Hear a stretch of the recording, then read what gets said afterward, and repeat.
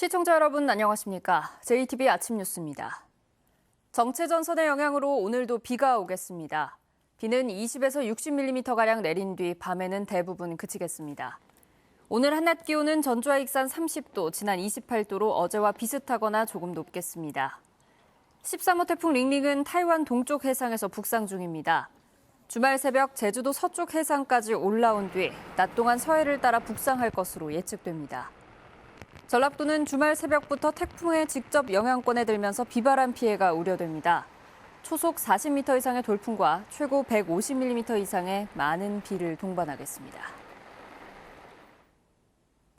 자치단체들이 지역 관광을 활성화시키기 위해 많은 예산을 투입한 시설물은 어렵지 않게 찾아볼 수 있습니다. 이 가운데는 민망할 정도로 실패해서 고철 덩어리로 전락한 사례도 있는데요. 무주군의 태권브이 전망대에 대해 많은 우려가 나오는 것도 바로 이런 이유 때문입니다. 오정현 기자입니다. 2006년 충북 충주시가 탕금호에 설치한 음악 분수대입니다. 보수 비용까지 포함해 27억 원이 들어갔습니다. 하지만 가동 3년 만에 세계 조정대회를 준비하는 과정에서 해체됐습니다. 7년째 방치되다 재가동 방안을 찾지 못해 결국 재활용 업체에 매각된 겁니다. 고철값인 3,600만 원만 받았을 뿐입니다. 관련 업체에다가 이제 문의한 결과 한 17, 8억 정도의 그 예산이 소요된 데에서 좀 다시 재활용했는데 너무 막대한 예산이 들고 또 수변 무대로 활용할 방안을 찾았는데 그것도 한 5, 6억 정도 든다 그래서 진안군이 2006년 용담호에 설치한 분수대도 비슷한 운명을 맞았습니다. 40억 원이나 들여 동양 최대 규모로 건립했지만 용담호 수심이 낮고 전기료 부담 때문에 제대로 가동하지 못했습니다. 결국 아무 구실을 못하다가 2억 2천만 원의 고물상에 팔려나갔습니다. 이제 고물 그런 취급하시는 분이 사가신 줄 알아요. 물속에 너무 오래 있어가지고 재생이나 이런 건 하나도 못 하신다고 그러더라고요. 고물이나 이런 용도로밖에요. 무주군은 태권브이 전망대의 입장료를 육산빌딩 전망대보다 비싸게 받는다는 현실성이 떨어지는 분석을 근거로 이 사업을 추진하고 있습니다. 주민들의 공감대도 얻지 못하는 상황에서 태권브이랜드 사업을 원래 계획대로 계속 추진한 게 적절한지에 대해 근본적인 고민이 요구되고 있습니다. JTB 뉴스 오정현입니다. 전북대학교가 아버지의 논문에 이름을 올려 전북대에 들어간 교수 자녀 2명의 입학을 최근 취소했습니다. 그런데 이 학생들의 고교 생활기록부에서도 문제가 드러났습니다. 권대성 기자입니다. 전북대 모 교수의 자녀 2명은 지난달 대학 입학이 취소됐습니다. 아버지 연구 논문에 부당하게 저자로 이름을 올리고 이를 활용해 입학해 입시 공정성을 해쳤다고 판단된 겁니다. 전북교육청이 감사를 벌인 결과 고교 시절 생활기록부 기재도 부적절한 것으로 나타났습니다. 한 명은 발표하지도 않은 논문을 발표했다고, 또 다른 한 명은 규정이 바뀌어 논문 성과 기재 자체가 금지됐는데 기재됐습니다. 그러니까 나중에 발표된 논문을 미리 기재하는 그런 문제점이 있었고 기재하지 말라라고 하는 그 상황을 기재를 2건을 했었고. 전북교육청은 이들의 담임교사 3명이 징계 대상이라고 밝혔습니다.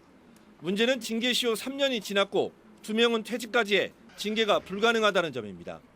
또한 대가성 여부는 수사를 통해 확인할 수 있다면서도 수사 의뢰는 하지 않았습니다.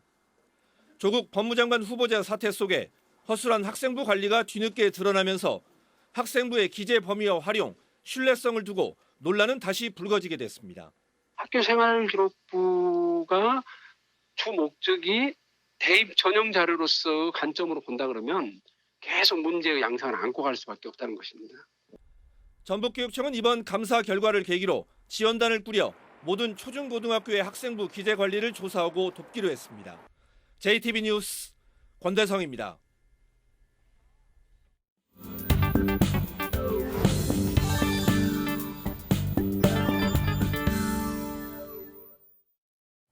내가 갖고 있는 재능이나 공간, 물건 등을 다른 사람과 공유함으로써 새로운 사회경제적 가치를 창출하자는 게 바로 공유경제입니다. 지역을 잠식하고 있는 서울 중심의 대규모 플랫폼 비즈니스의 대안으로 꼽히기도 하는데요. 도내에서도 공유경제 활성화를 위한 움직임이 일고 있지만 아직은 미흡한 수준입니다. 하원호 기자가 취재했습니다. 사진작가 소영섭 씨는 지난해 공유경제 창업 교육을 받고 공유 스튜디오를 열었습니다. 스튜디오가 필요한 사람들에게 공간과 시설을 함께 공유하겠다는 사업 계획이 채택돼 1,200만 원의 지원금도 받았습니다. 하지만 기대만큼 스튜디오 공유는 이루어지지 않고 있습니다. 지인분들이 이제 뭐 제품을 개인적으로 이제 개인 업체 촬영하거나 아니면 이제 예술인들 이제 프로필 촬영할 때 이제 이 공간을 이용하는 경우가 있고요. 지난 2016년부터 전북경제통상진흥원은 공유경제 창업 지원 사업을 벌이고 있습니다. 지난 3년간 21곳이 많게는 2천만 원의 지원금을 받아 공유 사업장을 열었는데 8곳이 문을 닫았습니다. 공유경제에 대한 인식이 미흡한 데다 지역 내 기반도 열악하기 때문입니다. 이걸 실제로 창업에 접목시키기에는 쉽지 않은 부분이 있지만 그래도 해보려는 노력은 계속하고 있습니다. 창업자들이 계속하고 있고. 전라북도는 2년 전 공유경제 활성화 조례를 만들었지만 아직 기본 계획조차 수립하지 못했습니다. 최근에서야 전북연구원이 기본 계획 수립을 위한 용역을 맡아 준비하고 있습니다. 서울 중심 플랫폼 경제의 거센 공세에 맞서 지역 경제를 지켜낼 전북형 플랫폼, 전북형 공유경제 수립은 더 이상 미룰 수 없는 과제가 됐습니다. JTB 뉴스 하원호입니다. 추석 명절이 다음 주로 다가왔지만 임금을 받지 못해서 생활고를 겪는 근로자들이 많습니다. 전북에만 5천 명이 넘는 근로자들이 빈손으로 추석을 맞을지도 모르는 상황인데요. 다가오는 명절이 오히려 두렵다는 근로자들의 안타까운 목소리를 주혜인 기자가 직접 들어봤습니다. 건설 현장에서 10년 가까이 일용직 근로자로 일해온 58살 신모 씨. 지난 6월부터 석 달 동안 원룸 건물 공사장에서 일해왔지만 임금은 한 푼도 받지 못했습니다. 신 씨를 포함해 근로자 12명이 받지 못한 임금은 모두 6천여만 원. 추석엔 제사까지 맡아 지내야 할 생각에 벌써부터 걱정이 앞섭니다.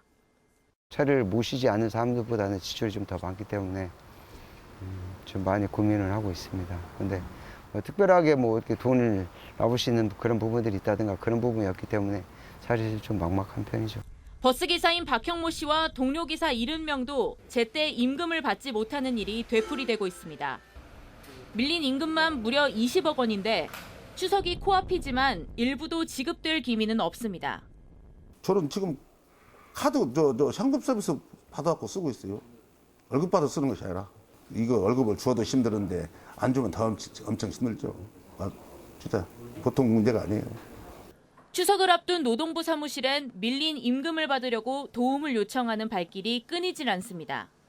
지날 때 준다고 안 주니까 다시 오고 먹는 거지. 생활비에 번 나쁜 거 다 그런 거 써는 지금. 올해 전북의 체불임금은 지난달까지 337억 원, 피해 근로자들은 5,700여 명에 이릅니다. 특히 30인 미만의 영세업체 근로자들이 피해를 보고 있습니다. 전북 지역의 경우 30인 미만의 중소영세업체가 전체 기업의 96.3%를 차지하다 보니 이들 영세업체의 인건비 상승도 경영 악화의 한 요인이 된 것 같습니다. 명절을 앞두고 임금을 받지 못한 근로자들의 한숨이 커지고 있습니다. JTB 뉴스 주혜인입니다. 정읍시와 순창군이 추석을 앞두고 전통시장 활성화 지원에 나섰습니다. 부안군이 도시지역을 찾아다니며 직거래 장터를 열고 양파 농가 지원에 나섰습니다. 김진형 기자입니다. 부안군이 양파값 하락으로 어려움을 겪고 있는 농민들을 지원하기 위해 자매도시인 광명시청에서 직거래 장터를 열고 양파 15톤을 판매했습니다. 부안군은 지난달에도 광명시에 직거래 장터를 열고 양파를 판매하는 등 양파 농가를 위해 자매도시와의 협력을 강화하고 있습니다. 광명시와 경제교류 협력을 지속적으로 추진하고 부안군 우수 농산물의 판로 확대 및 도농 상생 발전의 기틀을 다지겠습니다. 남원 지역 마을 기업들이 추석 명절을 맞아 지역 특산품으로 구성된 행복꾸러미 세트를 선보였습니다. 6개 마을 기업이 만든 행복꾸러미 세트는 직접 재배하고 생산한 꿀과 한가 등 안전하고 건강한 제품으로 구성됐습니다. 정읍시가 전통시장에서 추석 명절 장보기 캠페인을 펼쳤습니다. 정읍시는 세계 전통시장 활성화를 위해 전통시장 장보는 날 운영과 온누리 상품권 구입하기 운동 등도 추진합니다. 지난달 지역 상품권을 처음 발행한 순창군이 한 달 만에 10억 원어치를 추가 발행했습니다. 순창군은 1차 발행액 10억 원 가운데 52%가 팔린 상황에서 추석 명절을 앞두고 지역 상품권 수요가 급증할 것으로 보여 추가 발행했다고 밝혔습니다. 고창군에서 재배된 복분자로 만든 술 3만 병이 호주로 수출됩니다. 지난해부터 시작된 복분자 술 수출이 어려움에 처한 복분자 생산 농가에 도움이 될 것으로 기대하고 있습니다. JTB 뉴스 김진영입니다. 전북의 14개 시군이 내년부터 연 60만 원의 농민수당을 지급하기로 하고 관련 조례를 입법 예고한 가운데 이에 반대하는 목소리가 커지고 있습니다.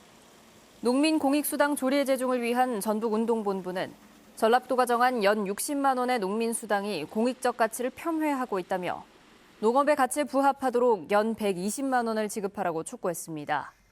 이들은 2만 9천 명의 서명을 받아 전라도에 조례 개정을 요구했습니다. 전라도는 그러나 지난 7월 12개 농민단체가 농민수당에 합의한 만큼 증액이 어렵다고 밝혔습니다. 전주시가 간접 고용한 환경미화원 가운데 일부가 직접 고용을 요구하며 8개월째 천막 농성을 이어가고 있는 가운데 민주노총이 문제 해결을 위한 협의기구 구성을 전주시에 요구했습니다. 민주노총 전북본부는 오는 10일까지 전주시에 답변이 없으면 10일에 간접고용 환경미화원이 참여하는 경고 파업을 하고 25일부터 전면 파업에 돌입하겠다고 밝혔습니다. 전라도가 2,225억 원 규모의 2회 추경 예산안을 편성해 도의회에 제출했습니다. 분야별로는 노인형 공공일자리와 청년 일자리 지원 사업 등에 661억 원, 노후 경유차 조기 폐차, 친환경 수소차 보급 등 미세먼지 저감 사업에 502억 원, 지역사랑 상품권 추가 발행에 93억 원이 편성됐습니다. 2회 추경 예산안은 도의회 상임위와 예결위 심의를 거쳐 오는 26일에 의결될 전망입니다. 광주고법 전주재판부 제1형사부는 사전 선거운동을 한 혐의로 기소된 익산시의원 63살 A씨에 대한 항소심에서 벌금 80만 원을 선고한 원심을 유지했습니다. A씨는 6.13 지방선거를 앞둔 지난해 3월 자신의 선거구 이장단 회의에 참석해 한 번 더 도와주면 폐기물 업체가 들어오는 걸 적극 막겠다며 지지를 호소한 혐의로 기소됐습니다.